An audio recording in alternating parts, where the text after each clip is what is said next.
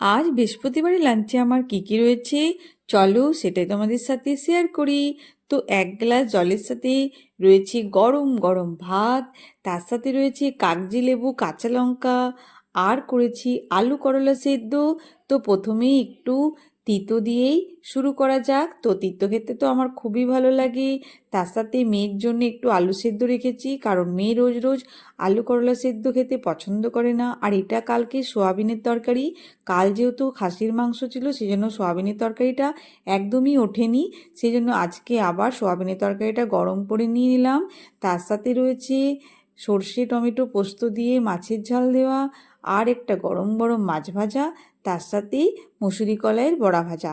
মুসুরি কলাইটাও কালকে একটু বেশি করেই বেটেছিলাম, তো সেটাই আমি আজকে আবার বড়া করে নিলাম, কারণ মুসুরি কলাইয়ের বড়া খেতে আমাদের বাড়িতে সবাই খুব ভালোবাসে।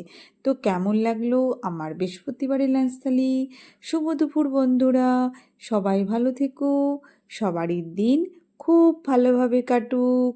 আর আজকের লাঞ্চের থালিটা তোমাদের কেমন লাগলো অবশ্যই কমেন্ট করে জানিও। গুড বাই বন্ধুরা।